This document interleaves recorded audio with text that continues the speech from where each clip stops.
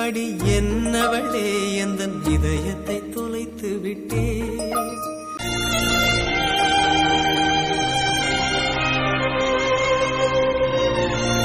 இசைக்கு இனிமே நிரந்தரமா அப்பா பாசம் கிடைக்காம போயிருமா? எழும்புங்க விக்கி, நான் என் இசைக்கு என்ன பதில் சொல்லுவேன்? நீ எவ்வளவு நாளா இந்த தமிழை திட்டிக்கோங்க, அடிச்சுக்கோங்க, உங்களை தவிர எங்களுக்கு சொந்தம்னு சொல்லிக்க யாருமே இல்ல விக்கி. ரொம்ப அழுதாங்களா? உண்மையை சொல்லிடுவோமா? நம்ம டாக்டர் ஒன்று சொன்னா அதுல ஏதாவது ஒரு காரணம் இருக்கும். 10 உயிரை காப்பாத்தனேன்னு நினைக்க அவர் இந்த மாதிரி சொல்லியிருக்காருன்னா அதுல ஏதாவது ஒரு காரணம் இருக்கும். பாவமா இருக்கல, சும்மா இரு. தாலி கட்டும் போது நீங்க தானே சொன்னீங்க, இந்த செகண்ட்ல இருந்து உன் வாழ்க்கையில சந்தோஷம்னாலும் கஷ்டம்னாலும் அது நான் சம்பந்தப்பட்டதா தான் இருக்கணும்னு. எலும்பி வாங்க விக்கி, உங்க பொண்ணுக்கு நான் இனிமே என்ன பதில் சொல்ல போறேன்? வாழ்க்கை ஃபுல்லாவே கேட்டுட்டே இருக்கணுமா அப்பா யாரு அப்பா யாருன்னு? மேம் ரொம்ப அழுதுட்டே இருக்கீங்க, எதுக்கும் ஒரு தடவை அந்த துணியை எடுத்துட்டு முகத்தை பாத்துருங்க. என்னாச்சு தமிழ், இங்க நின்று அழுறீங்க? உங்க ஹாஸ்பிட்டலுக்கு ஒரு பேஷண்ட் வராங்கன்னா நல்லபடியா குணமாக்கி தானே வீட்டுக்கு போவாங்க, கை விட்டுட்டீங்கல்ல. அப்படியா? யாரா? விக்கி உங்க ஹாஸ்பிட்டல்ல தானே சேர்த்திருக்காங்க, இப்படி படுக்க போட்டிருக்கீங்க. விக்கியா? அது யாரு? ஏன் கவிதா, விக்கின்னு யாராவது இங்க அட்மிட் ஆயிருக்காங்களா? சார் அவங்க ஹஸ்பண்ட் விக்னேஷை தான் தேடி வந்தாங்க, பாவம் இறந்துட்டாங்கன்னு தெரிஞ்சதான் ரொம்ப அழுதுட்டு இருக்காங்க. நீங்க யாரு விக்கின்னு சொன்னீங்க? உங்க ஹாஸ்பிட்டல்ல இருந்து தான் எனக்கு ஃபோன் வந்துச்சு, விக்கிக்கு ஆக்சிடென்ட் ஆயிடுச்சு அப்படின்னு. நீங்க விக்னேஷ தான் விக்கின்னு சொல்றீங்களா? ஆமா. ஓ அப்படியா? யார் ஃபோன் பண்ணாங்க? தெரியல, உங்க ஹாஸ்பிட்டல்ல இருந்து தான் சொன்னாங்க. சரி, நீங்க எதுக்கு அதுக்கு இவ்வளவு அழுறீங்க? இப்ப காப்பாத்த முடியலன்னு சொல்றாங்க. சரி, விக்கியோட அம்மா அப்பாக்கெல்லாம் இன்ஃபர்மேஷன் கொடுத்துட்டீங்களா?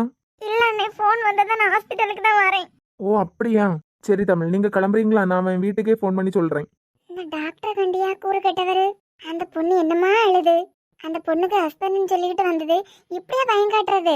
அடுத்தவங்க கண்ணீரை பார்த்து இப்படி ரசிச்சுட்டு இருப்பாரு நான் நினைச்சு கூட பாக்கல. மெர்லின் வேற ஏதோ ஒரு விஷயம் இருக்காதான் இப்படி சொல்றாரு. நீ உன் திருவாயை மூடிட்டு இரு கொஞ்சம். அவன் வீட்டுக்கு கூட இன்ஃபர்மேஷன் கொடுக்காம நீங்க எதுக்காக அழுதுட்டு நிக்கீங்க? அவன் வீட்டுல உள்ளவங்களோட மேல நீங்க இல்ல அண்ணே, நடுவுல இசைக்கு நான் என்ன பதில் சொல்ல போறேன் எல்லாம் சொல்லி அழுதீங்க. அவனுக்கு என்ன ஆனா என்ன, இசைக்கு நீங்க எதுக்காக பதில் சொல்லணும்? இசை இசை அங்கதானே அட்மிஷன் போட்டிருக்கேன், அதான் 2500 பிள்ளைங்க படிக்காங்கல்ல. அதுக்காக 2500 பிள்ளைங்களும் அழுவாங்களா? என்ன தமிழ், லாஜிக்கே இல்லாம பேசிட்டு இருக்கீங்க. ஆனா ஒண்ணு, உங்க ஹாஸ்பிட்டல்ல தேடி வரவங்க கண்டிப்பா நல்லபடியா தான் வீட்டுக்கு போவாங்கன்னு கேள்விப்பட்டிருக்கேன், கை விட்டுட்டீங்களா? அதெல்லாம் இல்லையே, அவன் ஐசியூல தான் இருக்கான். ஐசி இல்லையா? ஆமா. அப்போ தலகாணியா? ஆமா. அதே எதுக்கு இந்த மாதிரி கவர் பண்ணி போடணும்? அழுக்கா இருக்குன்னு துவைக்கிறதுக்கு எடுத்துட்டு போறாங்களா இருக்கும். நீங்க இத பார்த்தா பயந்தீங்க. இப்போ எங்க இருக்காங்க? யார கேக்குறீங்க தமிழ்? இசைக்கு இனிமே என்ன பதில் சொல்ல போறேன்னு யாரும் நினைச்சு அழுதீங்கலாம், அவங்கள கேக்குறீங்களா? இல்ல, நான் ஆதித்யா ஸ்கூல் கரஸ்பாண்டன்ட் பத்தி தான் பேசிட்டு இருக்கேன். ஓ அந்த மடையனை பத்தியே பேசிட்டு இருக்கீங்க. அவனை வேற ரூமுக்கு மாத்திட்டோம். ரூம் நம்பர் பாத்துக்கலாம் வாங்க. இல்ல, எந்த ரூம்னு சொன்னீங்கன்னா? என் ஆசை பொண்டாட்டி இருக்கா எல்லாம் செம்மையா பிரியாணி சமைச்சு கொடுத்து விட்டுருக்கான். வாங்க ஒரு பிடி பிடிச்சிட்டு அதுக்கப்புறமா கரஸ்பாண்டன்ட பிடிக்கலாம். பாவம் அந்த பொண்ணு என்னமா அவங்க ஹஸ்பண்ட நினைச்சு அழுதுட்டு இருக்கு. இந்த மனசாட்சி கிட்ட டாக்டருக்கு எள்ளு போல மனசாட்சி வேண்டாமா? தைத்தியமே, நீ வளராம கொஞ்ச நேரம் சும்மா நில்லு. வாங்க தமிழ், சாப்பிட்டு முடிச்சிட்டு அவனை போய் பாப்போம். இல்ல, நான் சாப்பிட்டுட்டு தான் வந்தேன், எந்த ரூம்னு மட்டும் நம்பர் சொல்றீங்களா? அட வாங்க தமிழ், எனக்கு பசிக்குது. என் ஃப்ரெண்டு நானே பிரியாணி சாப்பிட போறேன், உங்களுக்கு என்ன வந்துச்சான்? சாப்பிட்டுட்டு மெதுவாவே போய் பார்க்கலாம் வாங்க. என்னாச்சு இவருக்கு? எந்த ரூம்னு கூட சொல்லாம பிரியாணி சாப்பிட போறேன் நீங்களும் வாங்கன்னு கூப்பிடுறாரு. அவரே சொல்லலைன்னா சிஸ்டர்ஸ் கிட்ட கேட்ட வேஸ்ட் தான். எப்படியாவது ரூம் நம்பர் என்னன்னு கேட்டுட்டு நம்மளே போய் பாத்திரலாம். என் பிரியாவோட கைப்பக்குவம் தான். என்னமோ ஓப்பனே பண்ணல, அதுக்குள்ளாடி என்ன வாசம். டாக்டர் உட்காருங்க. Room number? அட உட்காருமா, சாப்பிட்டுட்டு சேர்ந்தே போய் பார்க்கலாம். சாப்பிட்டுட்டு தான் வந்தேன், எனக்கு பசிக்கல. எங்க வச்சிருக்கீங்க அவங்கள? எவங்களா? ஆமா, நீங்க எதுக்கு வருத்தமா இருக்கிறீங்க? பாவம் டாக்டரோட பொண்டாட்டி கன்சீவா வேற இருக்காங்க. இந்த நேரத்துல இவ்வளவு கஷ்டப்பட்டு இவருக்காக சமைச்சு கொடுத்துருக்காங்களே அப்படின்னு நினைச்சு வருத்தப்படுறீங்களா? அவளுக்கு என்ன விழுந்து விழுந்து கவனிக்கிறதுல அப்படி ஒரு சந்தோஷம். நீங்க எதுவும் வருத்தப்படாதுங்க. விக்கி ஹாஸ்பிட்டல்ல தான் இருக்காங்களா? இல்லன்னா அவருக்கு எதுவும் ஆகல தானே? அத மட்டும் சொல்லுங்க. சரி, உங்களை ரொம்ப அழ வைக்க நான் விரும்பல. நான் கேக்குற கேள்விக்கு பதில் சொல்லுங்க. அவனுக்கு என்னன்னா உங்களுக்கு என்ன? நீங்க எதுக்கு இவ்வளவு பதறீங்க? நான் தான் சொல்றேன்ல, நாங்க வேலை பாக்குறேன், இசைக்கு அங்கதான் அட்மிஷன் போட்டிருக்கு. ஓகே, அப்படி பார்த்தா 2500 பிள்ளைங்களோட பேரண்ட்ஸ் பிளஸ் ஸ்டூடெண்ட்ஸ் எல்லாரும் ஹாஸ்பிட்டல் முன்னாடி வந்து நிக்கணுமே. மொத்த பேரும் ஹாஸ்பிட்டல்ல வந்து இதே மாதிரி அழுதுட்டு நிக்கணுமே இந்நேரம். யார்கிட்டயுமே இன்ஃபர்மேஷன் கொடுக்காம பதறி அடிச்சுட்டு நீங்க மட்டும் வர்றதுக்கு காரணம்? அதான் சொல்றோம்ல, நாங்க ஓகே, நீங்க அவனோட ஸ்கூல்ல வேலை பாக்குறீங்க, உங்க பொண்ணுக்கு அங்க அட்மிஷன் போட்டிருக்கீங்க. அதுக்காக இவ்வளவு வருத்தப்பட்டு அழுவீங்களா? உங்க பொண்ணுக்கு நான் என்ன பதில் சொல்ல போறேன்? இதுக்கு என்ன அர்த்தம்? சாரும் இசையும் ரொம்ப க்ளோஸ். அதான் ஓகே, எனக்கு தாலி கட்டும்போது கஷ்டம் சந்தோஷம் அப்படின்னு எல்லாம் என்னமோ சொல்லி அழுதீங்களே, நீங்க சொன்னதுக்கு அர்த்தம் அவன் உங்களுக்கு தாலி கட்டினதா எல்லாம் வருது. அப்படியெல்லாம் இல்லை. அப்புறம் நான் ஸ்கூலுக்கு போகிறேன், எனக்கு ஸ்கூலுக்கு டைம் ஆகுது. அவங்க வீட்டில் உள்ளவங்களே வந்து பார்த்துப்பாங்க. என்கிட்ட நீங்க மாட்டிட்டீங்க தமிழ். இனிமே நீங்க சமாளிக்கிறதுக்காக சொல்ற எந்த பதிலும் சஞ்சுக்கிட்ட நடக்காது. அப்போ முதல்லயே டவுட் வந்து தான் நம்மளை இங்கே வர வச்சிருக்காரு. ஜஸ்ட் பிளான், மற்றபடி விக்கிக்கு எதுவுமே இல்லை. எப்படியாவது இங்கேருந்து எஸ்கேப் ஆகிறதுக்கு பார்க்கணும். எனக்கு ஸ்கூலில் கொஞ்சம் வேலை இருக்குது, நான் அர்ஜென்ட்டாக ஸ்கூலுக்கு போகணும். இந்த இடத்துல இருந்து இப்ப எழும்புனீங்கன்னா அடுத்த செகண்ட் வினித்துக்கு ஃபோன் போகும். என்னடா சம்பந்தப்பட்ட விக்கிக்கு ஃபோன் பண்ணாம வினித்துக்கு ஃபோன் போவோன்னு சொல்றானேன்னு பாக்குறீங்களா? உங்களுக்கு விக்கிக்கு மனது என்ன உறவுன்னு எனக்கு தெரிஞ்சுட்டு, ஸோ என்கிட்ட இருந்து நீங்க தப்பிக்க முடியாது. இப்ப என்ன நடந்ததுன்னு எல்லா உண்மையும் நீங்க சொல்லலைன்னா நான் வினித் கிட்ட எல்லாத்தையும் போட்டு உடைக்க வேண்டியதா வரும். இவ்வளோ நாள நீங்க எதுக்காக வினித் கிட்ட மறைச்சிட்டு இருக்கீங்களோ, வினித் உங்ககிட்ட கேட்கும் போது வேற ஆப்ஷன் இல்லாம நீங்க சொல்லி தான் ஆகணும். ஸோ என்கிட்ட ஷேர் பண்றது பெட்டரா இல்ல வினித் கிட்ட ஷேர் பண்றது பெட்டரா? Choice is yours. எந்த ஆப்ஷனை வேணாலும் நீங்க சூஸ் பண்ணிக்கலாம், வினிதா சஞ்சயா. ஆனா இன்னைக்கு நீங்க என்கிட்ட இருந்து தப்பிக்க முடியாது. தயவு செஞ்சு வினித்தை மட்டும் கூப்பிட்றாதுங்க அண்ணா, நான் உங்கள் காலில் வேணாலும் விழுறேன். ஏன் வினித்தை கூப்பிடக்கூடாது? சின்ன வயசுல இருந்தே ஒன்னா வளர்ந்துருக்கீங்க. உங்க கல்யாண வாழ்க்கையில இவ்வளோ பிரச்சனை நடந்திருக்கு. உங்க கல்யாண வாழ்க்கை சரியானதுக்கு அப்புறம் நான் கல்யாணம் பண்ணலாம் அப்படின்னு அவன் கல்யாணத்தையே தள்ளி வச்சிருக்கான். அப்படிப்பட்ட ஃப்ரெண்ட்ஷிப் உங்க 2 பேரோடதும். அப்படிப்பட்ட ஃப்ரெண்ட் கிட்ட உங்க கல்யாண லைஃப்பை பத்தி நீங்க ஷேர் பண்ண முடியலன்னா நான் ஷுவரா சொல்றேன், உங்க மேரேஜ் லைஃபுக்கு நடுவுல வினித் சம்மந்தப்பட்டிருக்கான். அதனால மட்டும்தான் நீங்க வினித் கிட்ட இதை ஷேர் பண்ணல. ஆமாம், என் வாழ்க்கை ஸ்பாயில் ஆனதில் தெரிஞ்சோ தெரியாமலோ அவன் இருக்கான் அப்படின்னு அவனுக்கு தெரிஞ்சதுன்னா ரொம்ப நொந்து போயிடுவான்னு. அவனால் அதை தாங்கிக்கவே முடியாது. உங்களுக்கு என்ன, என் லைஃப்பில் நடந்தது உங்களுக்கு தெரியணும், அவ்வளோதானே. எந்த காரணம் கொண்டும் என் ஃப்ரெண்டை நீங்கள் கஷ்டப்படுத்த மாட்டீங்கன்னு நான் நம்புகிறேன். சேம் டைம் உங்களால் எனக்கு எந்த பிரச்சனையும் வராதுன்னு எனக்கு தெரியும். கடவுள்கிட்ட மனசில் இருக்க பாரத்தை சொல்கிறதும் உங்ககிட்ட சொல்கிறதும் ஒன்று தான் நினைக்கிறேன். சொல்லுங்க. எங்கள் லைஃப்பில் என்ன பிரச்சனைன்னு மட்டும்தான் உங்களுக்கு தெரியலை. மற்றபடி we are husband and wife, உங்களுக்கு அது நல்லாவே தெரிஞ்சிருக்கு. இப்போ உங்களுக்கு தேவை என்ன, எதனால எங்களுக்குள்ள பிரச்சனை, அதுதானே. என்னோட ஹஸ்பண்ட் விக்கி தான். கோயில் சன்னதியில் எனக்கு தாலி கட்டினைய புருஷன் உங்கள் ஃப்ரெண்ட் விக்கி தான். இசையோட அப்பாவும் விக்கி தான். எதுக்காக இசை தான் விக்கியோட பொண்ணுன்னு நீங்க மறைச்சு வச்சிருக்கீங்க? விக்கிக்கே தெரியாம அந்த குழந்தைய நீங்க வளர்க்கறதுக்கான காரணம்? எங்கள் கல்யாணத்துக்கு முன்னாடி எனக்கு ஒரு பையனால பெரிய பிரச்சனை நடந்துட்டு இருந்து, ரொம்ப டார்ச்சராக இருந்து. வினித் கிட்ட சொன்னா அது பெரிய ப்ராப்ளமாக வெடிக்கும்னு வினித் கிட்ட நான் சொன்னதே கிடையாது. ஒரு தடவை நிறைய ஆசிரமத்தில் உள்ளவங்கெல்லாம் சேர்ந்து ஒரு ஃபங்க்ஷன் செலிப்ரேட் பண்ணியிருந்தாங்க. ஆசிரமத்துக்கெல்லாம் நிறைய ஸ்கூல்லேருந்து டொனேஷன் கொடுப்பாங்க. ஸ்கூல், காலேஜ், பெரிய பெரிய கம்பெனிஸ், இந்த மாதிரி இடத்துல இருந்தெல்லாம் ஹெல்ப் போகும். அவங்களெல்லாம் கௌரவிக்க விதமாக தான் அந்த ஃபங்க்ஷனை செலிப்ரேட் பண்ணுறதா இருந்தாங்க. அந்த டைமில் அந்த பையனால் எனக்கு ஒரு பெரிய பிரச்சனை நடக்க இருந்து, அதுலேருந்து என்ன விக்கி தான் காப்பாற்றினாரு. அது தெரியும், அதான் போலீஸ் ஸ்டேஷன்லயே சொல்லிட்டானே. அந்த கேஸ் ரொம்ப வருஷமா இழுத்துட்டே இருந்து, அந்த பொண்ணு யாருன்னு சொல்றது வரைக்கும் அந்த கேஸ் முடிய போறதாவே இல்லை. அந்த பையனால எனக்கு நிறைய வருஷமா பிரச்சனை இருந்ததுனால விக்கி கொஞ்சமா இந்த ஆசிரமத்தில் உள்ள பொண்ணு தான் சொன்னாலே நான் தான் தூக்கியிருப்பாங்க. எனக்கு எந்த பிரச்சனையும் வந்துடக்கூடாதுங்கிறதுக்காக கடைசி வரைக்கும் எந்த ஆசிரமத்தில் உள்ள பொண்ணுன்னு கூட விக்கி சொன்னதே இல்லை. அந்த கேஸ் ஃபைனலாக எங்கே போய் முடிஞ்சதுன்னா 10 வருஷம் அவருக்கு ஜெயில் தண்டனை அப்படின்னு முடிஞ்சது. அதுக்கு மேலே நான் செல்ஃபிஷாக இருக்கிறதுக்கும் பிடிக்கல. எனக்கு என் பேரை கேவலப்படுத்தக்கூடாதுன்னு நினைக்கிற விக்கியோட மனசையும் கஷ்டப்படுத்த நான் விரும்பல. சரி, நேராக நான் அந்த பையனோட வீட்டுக்கே போனேன். பெரிய அரசியல்வாதியோட பையன். இந்த கேஸை நீயா வாபஸ் வாங்கலைன்னா நான் தான் அந்த பொண்ணுன்னு அத்தனை பேர் கூட்டத்திலேயே நான் சாட்சி சொல்ல வேண்டியதாக இருக்கும். இதனால உங்கள் அப்பாவோட அரசியல் கோட்டைக்கே பிரச்சனை வரும். எதுவாக இருந்தாலும் நீ சூஸ் பண்ணிக்கோ அப்படின்னு அவங்க அப்பா முன்னாடியே மிரட்டிட்டு வந்துட்டேனா. அரசியல் வாழ்க்கை கெட்டு போயிடும்னு சொல்லும்போது யார் தான் அதுக்கப்புறமா அந்த கேஸை பிடிச்சி வச்சிருப்பா? குடிச்சிட்டு நான் கீழே விழுந்து அவன் மேலே இருந்த கோவத்தில் உளறிட்டேன் அப்படின்னு கேஸையே அந்த ஆளு திசை திருப்பி விட்டுட்டாரு. கம்ப்ளைண்ட் கொடுத்தவங்களே கேஸை மாற்றி மாற்றி பேசும்போது அந்த கேஸ் அப்படியே க்ளோஸ் ஆயிட்டு. இன்னைக்கு வரைக்கும் நான் வீட்டில் போய் பேசினது விக்கிக்கு தெரியவே தெரியாது. சரி. ஏதாவது ஒரு வகையில் விக்கி கிட்ட அவர் எனக்கு பண்ண ஹெல்ப்புக்கு தேங்க்ஸ் சொல்லணும் அப்படின்னு ரொம்ப நாள் நான் நினச்சிருக்கேன். அதுக்காகவே அவர் ஆசிரமத்துக்கு வரும்போதெல்லாம் அவர் கண்ணில் படுற மாதிரியே நான் போய் நிற்பேன். எப்படியோ என் மேலே அவருக்கு ஒரு ஆசை வந்து 2 வருஷம் என் பின்னாடி சுத்தினாரு. நான் ஒரு நாள் அவர் கூட பேசினதே கிடையாது. ஆனால் எனக்காக அவர் பண்ணது அந்த கேர் எல்லாமே சேர்த்து என் மனசையும் மாற்றிட்டு நான் சம்மதம் சொன்னதுக்கு அப்புறமா 2 வருஷம் லவ் பண்ணோம். ஸோ அந்த நேரத்துல தான் வினித்துக்கும் உங்களுக்கும் கல்யாண பேச்சு வந்திருக்கு. ஆமா, பல தடவை விக்கி என்கிட்ட நான் வந்து பேசுறேன்னு சொன்னாங்க. இத்தனை வருஷம் என்ன கஷ்டப்பட்டு வளர்த்தவங்களுக்கு நான் இடி மாதிரி இந்த பாரத்தை கொடுக்க மாட்டேன். இப்படியே பேசி பேசி கல்யாண பேச்சு வரைக்கும் வந்துட்டு யார் மனசையும் கஷ்டப்படுத்த வேண்டான்னு எப்படி எனக்கு யாரும் இல்லையோ அதே மாதிரி விக்கி அவங்க வீட்டில் உள்ளவங்க யாருமே இல்லாம என் கழுத்துல தாலி கட்டினாரு. எதுக்கு பழுற? உன் கழுத்துல தாலி கட்டினவே நானே சொல்றேன்.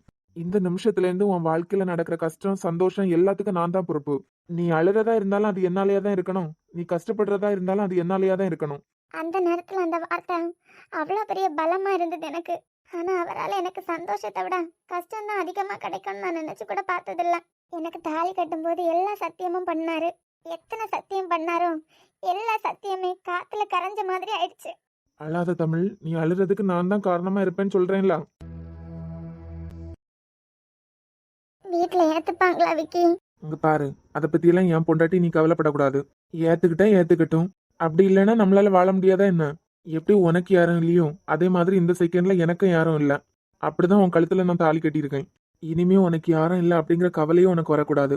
கல்யாணம் பண்ணிட்டோம், முதல்ல ஆசிரமத்தில் உள்ளவங்கள போய் பார்க்கலாம் அப்படின்னு விக்கி சொல்லும்போது நான் முதல்ல ரொம்ப பயந்துட்டேன்.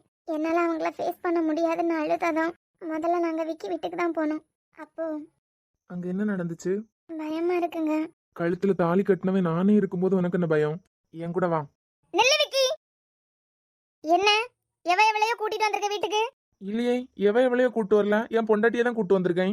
பார்த்தா தெரியல, தாலி கட்டி தான் கூட்டிட்டு வந்திருக்கேன். எந்த உரிமையில இவளை இங்க கூட்டிட்டு வந்தேன்னு கேட்டேன். ஏன் பொண்டாட்டிங்கிற உரிமையில கூட்டிட்டு வந்திருக்கேன். என்ன முன்னே நீ இப்படி பேசிட்டு இருக்க? வீட்டுல உள்ளவங்கள்ட்ட பேசி எல்லாருக்கும் சம்மதத்தோட கல்யாணம் பண்றதுதானே நல்லது. இப்படி திடுதிப்புன்னு கல்யாணத்தை பண்ணி கூட்டிட்டு வந்திருக்க. இதனால அந்த பொண்ணை பத்தி என்ன பேசுவாவ? இதெல்லாம் யோசிச்சியா? எல்லாம் யோசிச்சுதான் முடிவெடுத்திருக்கேன். அது மட்டும் இல்லாம தாலி கட்டுறதுக்கு முன்னாடி உங்க அண்ணி இருக்காங்க எல்லாம், அவங்க கிட்ட நான் அவளை பிடிச்சிருக்குன்னு சொல்லிட்டேன். அவங்க தான் இந்த வீட்டுக்கு வர போற பொண்ணு 440 சொந்த பந்தங்களை கொண்டு வரணும் அப்படின்னு ஆர்டர் போட்டாவ. இனிமே சொந்த பந்தங்களை எல்லாம் கடையிலேயே வாங்க முடியும். அவளுக்கும் யாரும் இல்ல, எனக்கும் யாரும் இல்ல அப்படின்னு நினைச்சுதான் தாலி கட்டியிருக்கேன்.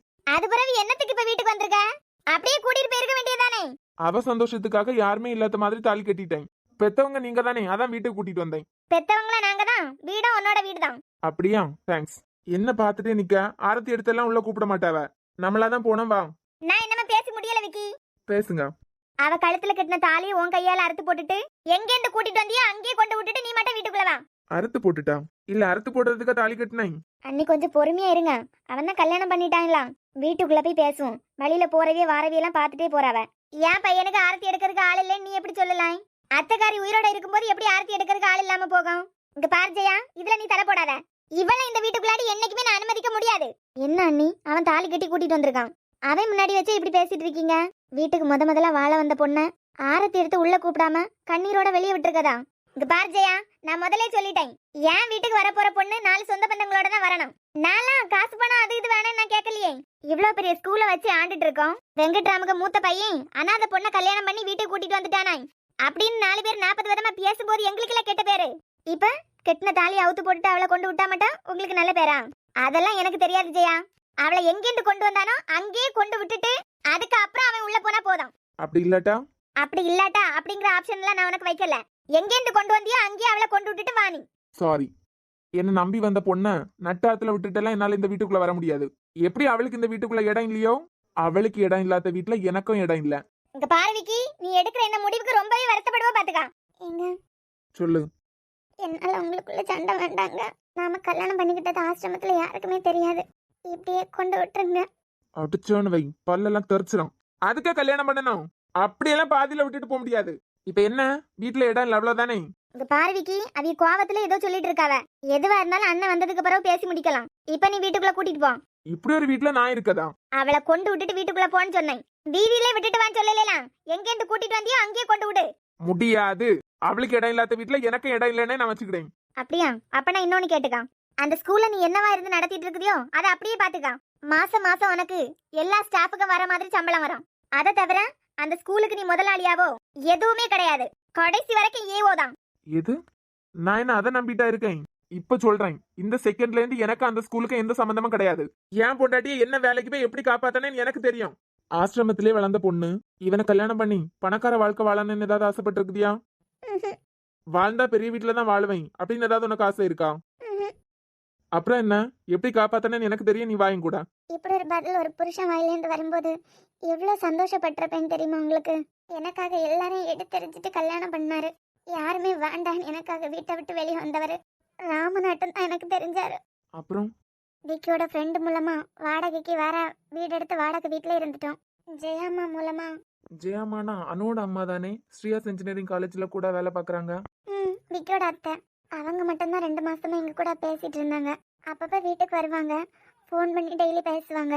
கொஞ்சம் கொஞ்சமா விக்கியோட அம்மா மனசுல இருக்க கோவத்தை எல்லாம் குறைச்சி எங்களை வீட்டுக்குள்ள கொண்டு போகணும்னு அவங்க தான் ரொம்ப ஆசைப்பட்டாங்க. அவங்க மூலமாவே விக்கியோட சர்டிஃபிகேட் எல்லாம் வீட்லேருந்து எடுத்துட்டோம். அதை வச்சு வேற இடத்துக்கு வேலைக்கு போனாரு. 2 மாசம் அவர் கஷ்டப்படுறத பார்த்து நானே வேலைக்கு போறேன்னு சொன்னதுக்கு அப்புறமா என்ன வேலைக்கு எதுவுமே அவர் விடல. என்னால உன்னை பார்த்துக்க முடியும், மைண்ட் டிப்ரெஷனா இருந்தா வேணா வேலைக்கு போ, ஆனா நான் சிரமப்படியே தான் நினைச்சு வேலைக்கு போவாத, அது என்னால தாங்கிக்க முடியாது அப்படின்னு என்ன வேலைக்கே விட்டதில்ல. 2 மாசம் நல்லா தான் போயிட்டு இருந்து. அந்த நேரத்துல தான் ராம் அப்பாவுக்கு உடம்பு முடியாம ஆயிட்டு ஹார்ட்ல ஒரு ப்ராப்ளம் வந்து நடக்க எல்லாம் முடியாம வீல் சேர்லேயே ஆயிட்டாரு. 2 மாசம் ஸ்கூல்ல தனியா பார்த்து அந்த டென்ஷன்லயே அவருக்கு உடம்பு முடியாம ஆயிடுச்சு. விக்கியோட அம்மாவையும் அவரால் சமாதானப்படுத்த முடியல. என் பொண்டாட்டிக்கு இல்லாத வீட்டுல எனக்கும் உரிமை இல்ல, ராமப்பா வந்து கூப்பிட்டதுக்கு பிறகு கூட என்னாலே அங்க வேலைக்கு வர முடியாது அப்படின்னு மறுத்துட்டாரு. அப்பாவோட கண்டிஷன் ரொம்ப மோசமா இருந்ததுனால அத்தையே விக்கியோட அம்மாவே எங்களை வந்து கூப்பிட்டாங்க. பாசமா தான் வந்து கூப்பிட்டாங்க. ஆனா அது ஃபுல்லா வேஷம்னு அப்ப எனக்கும் தெரியல, இப்ப வரைக்கும் விக்கிக்கும் தெரியாது. ராமப்பாக்காக ரொம்ப அழுதாங்க வந்து வீட்டுல. அவங்களோட சிச்சுவேஷன் பார்த்துட்டு விக்கியும் அதுக்கு ஒத்துக்கிட்டு அந்த வீட்டுக்கே மறுபடியும் போயிட்டோம்.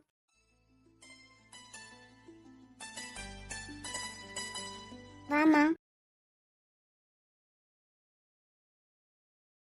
முதல்ல வீட்டுக்குள்ள கால் எடுத்து வைக்க போறேன்.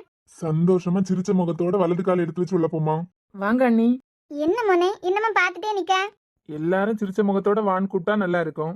எல்லாரையும் பார்த்தா நீ தாலி கட்டினா போலாம். வா. வீட்டுல யாரையும் தெரியாது, புது வீடு, யாருக்கும் ஒன்னையும் பிடிக்காது அப்படின்னு எல்லாம் நினைச்சிட்டு உள்ள போவாத.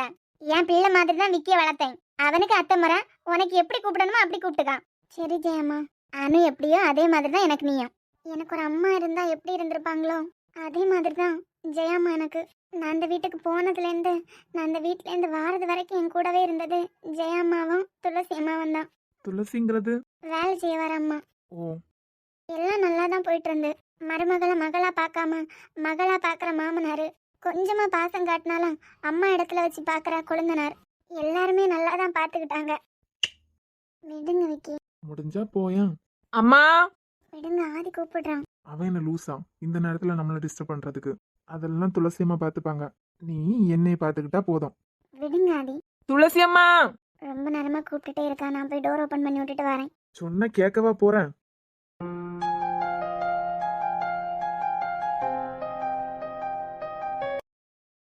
வா ஆதி. அண்ணி நீங்களும்? பரவாயில்லையே ஆதி, பயங்கரமா ஸ்மெல் எல்லாம் வருது. நாளே மாட்டிக்கிட்டேனா? என்ன ஃபர்ஸ்ட் டைமா? சாரி அண்ணி, ஃப்ரெண்ட்ஸ் கம்பல் பண்ணாங்களா அதான். பரவாயில்ல, ஃப்ரெஷ் ஆயிட்டு வா, சாப்பாடு எடுத்து வைக்க. இல்ல நீ துளசி அம்மா பாத்துப்பாங்க. நீ வா. துளசி அம்மா, துளசி அம்மா. எதுக்கு கத்துற? எல்லாமே ரெடியா தான் இருக்கு, நீ சாப்பிடு. எதுக்கு அவங்கள தொந்தரவு பண்ணிட்டு? இல்ல அண்ணி நீங்க போங்க, அவங்க பாத்துப்பாங்க. இவ்வளவு நாள நீ தொந்தரவு பண்றதையும் தாங்கிக்கிட்டு வயசான காலத்துல உனக்காக எழும்பி கதை திறந்து விட்டுட்டு நீ சாப்பிட்டதுக்கு அப்புறம் அவங்க வீட்டுக்கு போறாங்க. எவ்வளவு நேரம் ஆகுது? அதான் 7 மணிக்கு அவங்கள வீட்டுக்கு அனுப்பி விட்டுட்டேன். 7 மணிக்கே வா? வேற 11 மணி வரைக்கும் அவங்க இங்க இருந்து என்ன பண்ண போறாவ? நைட்டு சாப்பாடெல்லாம் எடுத்து வைக்கணும்ல. அதான் நான் இருக்கம்ல. 7 மணில இருந்து அவங்களுக்கு ரெஸ்ட். ஓ, ஆனா அம்மா நான் வந்ததுக்கு அப்புறம் தான் அவங்கள வீட்டுக்கு கிளம்ப சொல்லியிருக்காங்க. அதெல்லாம் நான் வர்றதுக்கு முன்னாடி. நான் வந்ததுக்கு அப்புறம் அவங்களோட டைம் 7 மணி தான். நைட் எல்லாம் எடுத்து வச்சுட்டு பாத்திரத்தை மட்டும் கழுவி வைக்க முடியாதா என்னால? சரி நீ சாப்பிடு. சரி அண்ணி. அதான் நான் வந்துட்டேன்ல, நீங்க ரூமுக்கு போங்க அண்ணி. அதெல்லாம் ஒன்றும் பிரச்சனை இல்லை, பாத்திரம் எல்லாம் க்ளீன் பண்ணிட்டு அதுக்கப்புறமாவே நான் போறேன்.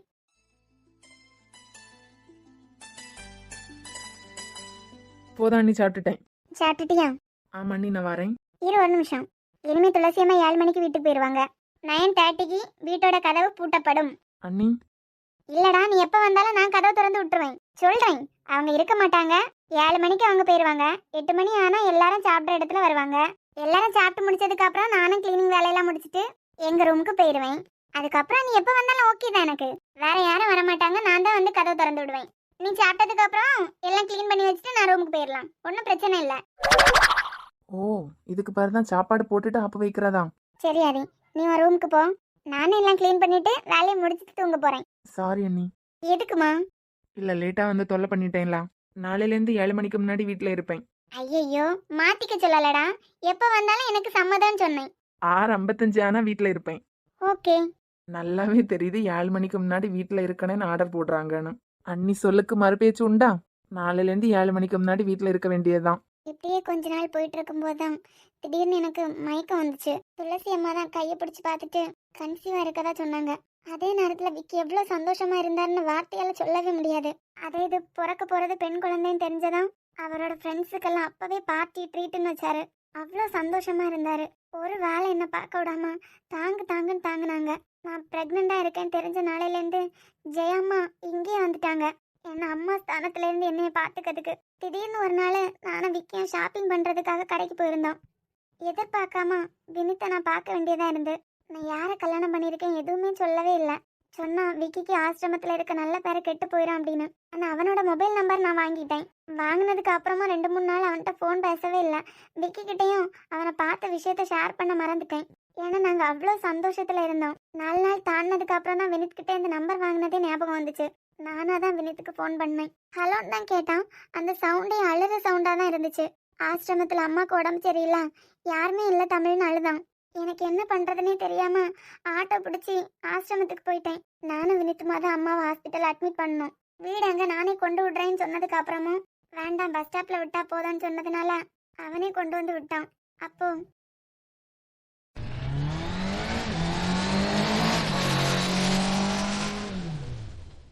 ஸ்லோவா போ வினித். ஆ தமிழ் வீடு எங்கன்னு சொல்லு, யார கல்யாணம் பண்ணிருக்கன்னு சொல்லு, வீட்லயே கொண்டு விட்டுறியேன். இல்லை வினித், இந்த டைமில் நான் யாருன்னு சொல்கிறது நல்லா இருக்காது. நானே ஒரு நாள் அவங்கள கூப்பிட்டுட்டு ஆசிரமத்துக்கு வரேன். அதுக்கப்புறம் யாருன்னு தெரிஞ்சா போதும் உங்களுக்கு. இனி அம்மாக்கு எதுவும் பிரச்சனை இருக்காதுல்ல? இல்ல நல்லா தான் இருக்காங்க. சாரி உன்னையும் கஷ்டப்படுத்திட்டேன் நான் கூப்பிட்டு. திடீர்னு முடியாம ஆனதான் ஆசிரமத்துல என்ன பண்ணணுமோ எல்லாம் பண்ணிட்டேன். ஆனாலும் அட்மிட் பண்ணாதான் சரியாகுவாங்க அப்படிங்கிற சுச்சுவேஷன். தேங்க்ஸ், கரெக்டான டைமுக்கு ஹெல்ப்புக்கு வந்துட்டேன். நீ மட்டும் இல்லைன்னா அவங்க என்ன ஆயிருப்பாங்கன்னு எனக்கு தெரியல. பரவாயில்ல, நீ பஸ் ஸ்டாண்ட்ல என்னை விட்டுரு. ஆ ஆனா சீக்கிரமா ஆசிரமத்துக்கு வா தமிழ். உன்னை அம்மா ரொம்ப மிஸ் பண்ணிட்டே இருப்பாங்க இப்போவும். சரி. அதெல்லாம் எதுவும் இல்ல, நான் வெயிட் பண்றேன், நீங்க ஸ்லோவாவே வாங்க. ஆமாமா, நீங்க சொன்ன இடத்துல தான் வெயிட்.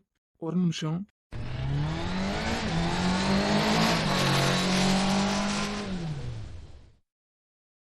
இது வினித் தானே? வினித் கூட பைக்ல போறான். எப்ப பேசினாங்க? ஒரு வார்த்தை நம்மள்ட்ட சொல்லல.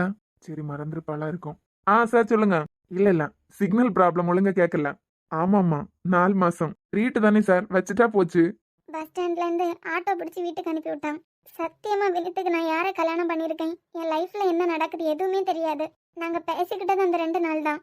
அடுத்த நாள் என்னோட மொபைல் நம்பரே நான் மாத்துற மாதிரி ஆயிடுச்சு. அப்படி என்ன நடந்துச்சு? வீட்டுக்கு வந்து ஒரு 2 hours இருக்கும். திடீர்னு எனக்கு அம்மா விக்கி வர சொல்லுங்க ஜெயம்மா, வயிறு ரொம்ப வலிக்குது. ஒன்னும் இல்ல தமிழ், இது ஹாஸ்பிட்டல் போயிடலாம். ஆதி கார் எடுக்க போயிருக்கான். வயிறு ரொம்ப வலிக்குது ஜெயம்மா. ஐயோ, இந்த நேரம் ப்ளீடிங்லாம் ஆகக்கூடாதே. நல்லா தானே இருந்தா, திடீர்னு என்ன ஆயிருக்கும்? ரொம்ப வலிக்குது ஜெயம்மா, இவங்கள வர சொல்லுங்க. பிள்ளைதாச்சி பொண்ணு இந்த மாதிரி எல்லாம் ஆகக்கூடாதே. மெதுவா வா தமிழ், கார் ரெடியா தான் இருக்கு, ஹாஸ்பிட்டல் போயிடலாம். ஜெயா, கார் வந்துட்டு வா, அசோக் ஹாஸ்பிட்டலுக்கே போய் பாத்துருவோம். அதெல்லாம் வேண்டாம், நாங்க ஃபர்ஸ்ட் ஸ்கேன் சஞ்சன் ஹாஸ்பிட்டல்ல இருந்து தான் எடுத்தோம். சஞ்சன் ஹாஸ்பிட்டலுக்கே கூட்டு போங்க, விக்கி வந்ததுக்கு அப்புறமாவே போவோம். இங்க பாரு தமிழ், இதெல்லாம் காத்துட்டு இருக்க நேரம் கிடையாது. மெதுவா எலும்பு, இல்லைன்னா ஆதி வர சொல்லவா? இல்ல நான் எவ்வளவு சொன்னதுக்கு அப்புறமும் இந்த ஹாஸ்பிட்டலுக்கு என்ன கூட்டிட்டு வரல. அன்னைக்கு மட்டும் இந்த ஹாஸ்பிட்டலுக்கு என்ன கூட்டிட்டு வந்திருந்தாங்கன்னா இன்னைக்கு நானும் விக்கி சந்தோஷமா இருந்திருப்போம். என்னன்னே தெரியாம அசோக் ஹாஸ்பிட்டலுக்கு கூட்டிட்டு போயிட்டாங்க. ப்ளீடிங் ஆனதுல அபாஷன் ஆயிடுச்சு அப்படின்னு அங்கே சொல்லிட்டாங்க. அபாஷனா? அப்ப இசை? எல்லாம் அவங்களோட பிளான் தான். அசோக் ஹாஸ்பிட்டல் கூட்டு போனதே விக்கியோட அம்மாக்கு அங்க தெரிஞ்சவங்க நிறைய பேர் உண்டு. அங்க ரீசெண்டா கூட காசுக்காக நிறைய தப்பா ரிப்போர்ட் கொடுக்குறாங்கன்னு கேள்விப்பட்டேன். நியூஸ்ல எல்லாம் வந்து அதுக்கப்புறம் என்ன ஆச்சுன்னு தெரியல, காசு கொடுத்து அப்படியே மறைச்சிட்டாங்கன்னு நினைக்கிறேன். என் வாழ்க்கையிலும் காசு தான் விளையாடுச்சு. அன்னைக்கு விக்கி வந்ததுக்கு அப்புறமும் என்னெல்லாம் அவங்க கிட்ட சொன்னாங்கன்னு தெரியாது. நைட்டு விக்கி வீட்டுக்கு வந்ததும்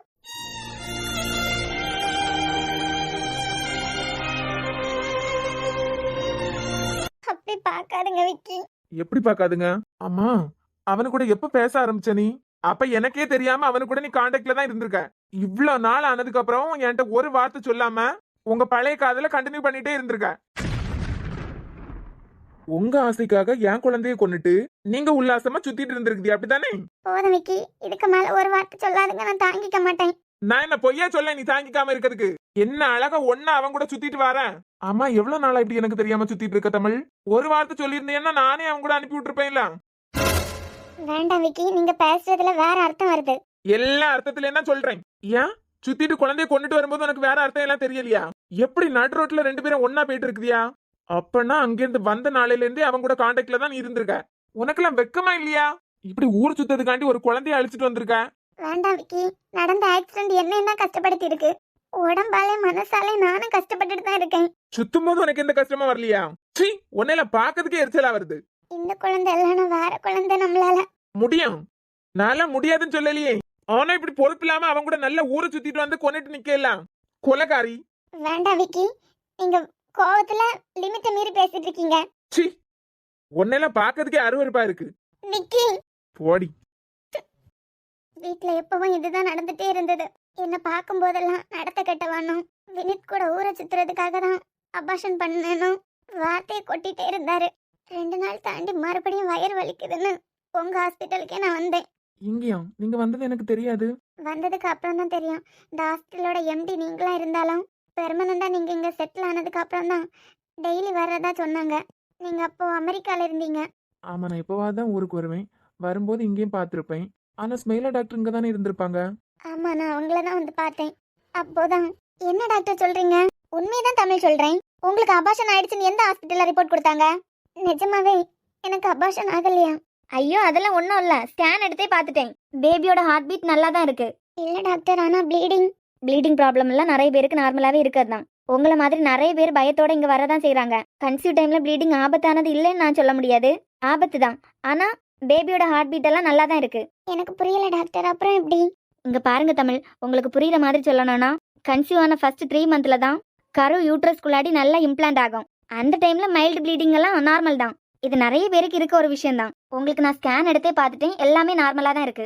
அது மட்டும் இல்லாம ப்ளீடிங்க்கு சொல்யூஷனா சப்போர்ட்டிவ் மெடிசின்ஸ் அந்த ஹாஸ்பிட்டல்லே உங்களுக்கு கொடுத்துருக்காங்க. அதுக்கப்புறம் எப்படி அவங்களே அபாஷன் சொன்னாங்க? யாரோ காசு கொடுத்து போய் சொல்லியிருக்காங்க. ஆனா கருவை கலைக்கிறதுக்கும் சொல்லல, மருந்து தான் கொடுத்துருக்காங்க. இதை யூஸ் பண்ணி யாரோ ப்ளே பண்ண பாக்குறாங்க. அப்புறம் டாக்டர் நஞ்சு கொடி கீழே இறங்கிட்டதெல்லாம் சொன்னாங்க. எந்த முட்டாள் டாக்டர் அப்படி சொன்னது? கர்ப்பப்பை பெருசாக தான் நஞ்சு கொடி தானா மேல போகும். அது வரைக்கும் அந்த முட்டாள் ஹாஸ்பிட்டல்ல சொன்னாங்க எல்லாம் அந்த பொசிஷன்ல இருக்கிறது நார்மல் தான். 5 or 6 மந்த்துக்கு அப்புறமா நஞ்சு கொடி கீழே இருந்தாதான் ப்ராப்ளம். முட்டாள் தனமா உங்களை பயம் காட்டியிருக்காங்க. ஸ்கேன் ரிப்போர்ட் தெளிவா சொல்லுது, பேபி நார்மலா இருக்கு, நார்மல் பிரீத்திங்ல நல்லா தான் இருக்கு. சந்தோஷமா போய் இந்த சந்தோஷமான விஷயத்த உங்க வீட்டுல உள்ளவங்கள்ட்ட சொல்லுங்க. உங்க ஹஸ்பண்ட் சொல்லுங்க, ரொம்ப சந்தோஷப்படுவாரு. ரொம்ப தேங்க்யூ டாக்டர். ஓகே, பட் கொஞ்சம் கேர்ஃபுல்லா இருங்க. இந்த மாதிரி ப்ளீடிங் ஆயிடுச்சுன்னா கொஞ்சம் கேர்ஃபுல்லா இருக்கணும், அவ்வளவுதான். Okay doctor. முதல்லையே ஜெயாமா வற்புறுத்தி இந்த ஹாஸ்பிட்டலுக்கு கூட்டிட்டு வந்திருந்தாங்கன்னா இவ்வளோ கஷ்டப்பட்டிருக்க வேண்டாம். நானும் ரொம்ப சந்தோஷத்துல விக்கி கிட்ட இந்த சந்தோஷமான விஷயத்த சொல்றதுக்கு ஆசையா போனேன். ஆனா அங்க நடந்தது என்ன தெரியுமா? அழாதுங்க அண்ணி, நடந்தது நடந்து போச்சு. சின்ன சிறுசுவதானே, ஒரு குழந்தை இல்லைன்னா அடுத்த பெத்துக்க முடியாதா என்ன? இல்ல ஜெயா, அவ கண்டவன் கூட ஊர் சுத்ததுக்காண்டி இந்த வீட்டோட வாரிசையே அழிச்சிட்டா எல்லாம். எந்த அம்மாவாவது தெரிஞ்சே பிள்ளைய கொல்லுவாங்களா அண்ணி? தமிழை பத்தி நமக்கு தெரியாதா? இவ்வளவு நாள் இங்க இருக்கா, இது வரைக்கும் தப்பான ஒரு போன் வந்திருக்குமா அவளுக்கு? இங்க பாரத, அவளுக்காண்டி சப்போர்ட் பண்ணிட்டெல்லாம் நிக்காத. இந்த வீட்டுல அவளுக்காக சப்போர்ட் பண்றதுக்கு நீ யாரும் இருக்க கூடாது. எவ்வளவு ஆசையா நான் இருந்தேன், எல்லாத்தையும் மண்ணாள்ளி போட்டுட்டாயிலாம். அவளை பத்தி பேசுறதுக்கே எனக்கு சிறையா இருக்கு. ஏன் தமிழ் இப்படி பண்ணா? நம்மளால 1000 குழந்தை பெத்துக்க முடியும், ஆனா அவன் கூட நல்லா சுத்திட்டு வந்து குழந்தைய கொண்டுட்டியே. என் மனசு எவ்வளவு வலிக்குதுன்னு உனக்கு தெரியுமா? ரொம்ப கஷ்டமா இருக்குடி. இப்படி கொண்டுட்டு வந்து நிக்காளே, யாருக்கு தெரியும் ஜெயா இது நம்ம வீட்டு வாரிசானு? எங்க இருந்து கொண்டு வந்தாலும் என் பிள்ளைய ஒரு அப்புறாணி ஏமாந்துட்டான் அவனும். என் பிள்ளைய வாழ்க்கையே நாசாயிட்டு பாரு. என் புருஷன் என்ன நடத்த கெட்டவன் சொல்லும் போது என்னைக்காவது ஒரு நாள் புரிஞ்சு பாருன்னு நினைச்சேன். ஆனா அடுத்தவங்க பேசுறத கேட்டுட்டு இருப்பாருன்னு நான் நினைக்கவே இல்லை. கல் மாதிரி கேட்டுட்டு இருந்தாருன்னே, ஒரு வார்த்தை எனக்காக பேசலாம். எப்பவும் சொல்லுவாரு, உனக்கு சந்தோஷமா நான் தான் கொடுக்கணும், கஷ்டமா நான் தான் கொடுக்கணும்னு. என்ன அவங்க பேசும்போது எனக்காக நின்று இருக்கணும்லாம், நிக்காம போயிட்டாங்க அண்ணே. அப்புறம் என்ன நடந்து? அதுக்கு மேல என்னால ஒரு நிமிஷம் கூட அந்த வீட்டுல இருக்க முடியல. நான் பாட்டுக்கு என் திங்ஸ் எல்லாம் எடுத்துட்டு வேற ஊருக்கு என் ஃப்ரெண்டு மூலமா போயிட்டேன். இங்க மறுபடியும் வந்ததுக்கு அப்புறம் தான் தெரியும் என் கையெழுத்துலயே நான் வினித் கூட போறதா எழுதி வச்சிருக்காங்க அப்படின்னு. பாவம் வினித்துக்கு நான் கெட்ட பேர் வாங்கி கொடுத்துட்டேன். இங்கே இருந்துட்டு என் மேல போட்ட பழிய நான் தொடச்சிருக்கணும். இப்போ இசை எப்பவும் அப்பா அப்பான்னு கேட்டுட்டு இருக்கா. எப்படி நான் என்னால சொல்ல முடியும்? உன் அம்மாவை நடத்த கெட்டவன் சொன்ன வீட்டுலதான் உன் அப்பா இருக்காருன்னு சொல்ல முடியுமா? இல்ல உன் அம்மாக்காக உங்க அப்பா நிக்கவே இல்லைன்னு சொல்ல முடியுமா அவகிட்ட? நானும் எவ்வளவோ சமாளிச்சு பார்த்துட்டேன் அவளை. அவ எப்பவும் அப்பா அப்பான்னு தான் பேசிட்டே இருக்கா. யார்கிட்ட பேசினாலும் அப்பா கதை தான். எங்க அப்பா வந்து எங்களை கூட்டிட்டு போவாங்க அப்படின்னு நம்பிட்டே இருக்கா. எப்படி அவளை சமாதானப்படுத்த போறேன்னு தெரியல. மறுபடியும் என்ன சந்தேகப்பட்டவங்க கூட இருக்கிறதுக்கு எனக்கு பிடிக்கல. ரெண்டுக்கு நடுவுல இருந்துட்டு இருக்கேன் இப்போ நான். இதெல்லாம் விக்கியோட அம்மா தான் பண்ணியிருப்பாங்களா? என்ன நடந்ததுன்னு தெரிஞ்சுக்கிட்டோம். இனி என்ன நடக்கணும்னு நம்ம தான் முடிவு பண்ணணும். சரிம்மா, நீ அழாத. அழாம ஸ்கூலுக்கு போ, எல்லாம் நல்லதாவே நடக்கும். அண்ணன் இந்த விஷயம் முதலையே என்ன சொல்லி ஆரம்பிச்ச? உங்ககிட்ட சொல்றதும் கடவுள்கிட்ட சொல்றதும் ஒண்ணுன்னு தானே. என்கிட்ட நீ சொன்னது கடவுள்கிட்ட சொன்ன மாதிரி தான். கண்டிப்பா இது பிரச்சனையா வெளியே வராது. நீங்க கேட்டீங்க, உங்க மேல எனக்கு ரொம்ப மரியாதை இருக்கு, அதனால தான் சொன்னேன். சரிம்மா, நீ கிளம்பு. ஆட்டோல தானே வந்த? ஆமா, ஆட்டோ வெயிட்டிங் தான். சரி, பார்த்து போயிட்டு வா. பாவம் வினித், இதெல்லாம் தெரியும் போது எவ்வளோ கஷ்டப்படுவான். ஏன்னா தமிழ் சந்தோஷமா இருக்கணும், தமிழ் வாழ்க்கை நல்லா இருக்கணும்னு தான் அவன் கல்யாணத்தையே தள்ளி போட்டிருக்கான். இவங்க லைஃப்ல இவ்ளோ கஷ்டத்தை அனுபவிச்சிருப்பாங்கன்னு தெரியாம போயிடுச்சு. நாய் பையன் ஒரு வார்த்தை என்கிட்ட இதை பத்தி சொல்லல.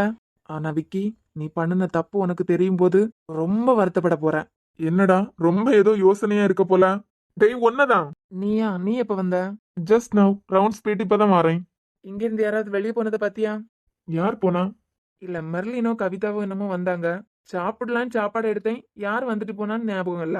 அதான் வெளியே போனது ஏதாவது பாத்தியான்னு கேட்டேன். பைத்தியக்காரன், என்ன நினைப்புல எல்லாம் இருக்க? ஆமா, அஞ்சுக்கு நாளைக்கு லீவு தானே. லீவா? அவ காலேஜுக்கு போவாள. எப்ப பார்த்தாலும் நீ வேலை வேலைன்னு இருக்க. அவ என்னடானா படிப்பு படிப்புன்னு இருக்கா. அப்பப்ப வெளியெல்லாம் போயிட்டு வர்றதுதானே நல்லது. வெளியே போயிட்டு வர்றது நல்லதான். என்னல பேசிட்டு இருக்க? நாளைக்கு 2 பேரும் லீவ் எடுத்துட்டு பீச்சுக்கு ஏதாவது போலாம்ல. பாடுறா, கூப்பிட்டு லீவ் தரேன். இல்ல, நேத்துக்கு பிரியா கிட்ட அஞ்சு பேசிட்டே இருந்தா. எப்பவும் படிக்கிறதான் புக்குமா இருக்கு, ஏதாவது ரிலாக்ஸேஷனா இருந்தா நல்லா இருக்கும் அப்படின்னு. வெளியே கூட்டிட்டு போயிட்டு வரலாம்ல. இப்ப வேற கன்னியாகுமரி பீச்ல அலை கொஞ்சம் கம்மியா இருக்கான். கூட்டிட்டு போயிட்டு வரலாம்ல. அப்படிங்கிறேன். அப்படியே தான். நாளைக்கு 10 மணிக்கெல்லாம் நீ கிளம்புனீன்னா ஈவினிங் வரும்போது சூப்பரா இருக்கும். சோ 10 மணிக்கெல்லாம் நீ கிளம்பு. என்ன ஆச்சுல? போன சொன்னதோட நிறுத்தாம 10 மணிக்கு போன டைம் சொல்ற? ஏன்டை நான் சொல்ற இடத்துக்கெல்லாம் போக மாட்டியா? போயிட்டா போச்சு. அப்புறம் இன்னைக்கு வீட்டுக்கு போகும்போது உன் கூடல நானும் வரேன். ஆசிரமத்துக்கா? ஆமா வினித், நாங்களும் அப்பாவாக போறோம்ல. அதுக்கு? அதுக்கு ஒன்றும் இல்லை, அந்த சின்ன பிள்ளை இசையை பார்க்கணும் போல இருக்கு. அவளும் ஸ்கூல்ல இருந்து வர டைம் தானே. பார்த்த மாதிரியும் ஆச்சு, எக்ஸிக்யூட் பண்ண மாதிரியும் ஆச்சு. எக்ஸிக்யூட்டா? இல்ல, குழந்தை பார்த்த மாதிரியும் ஆச்சுன்னு சொல்ல வந்தேன். சரிப்பா, கூட்டிட்டு போறேன். இனிமே தானே ஆட்டம் ஆரம்பம். இனிதான் விக்கி உன் தலை உருள போகுது.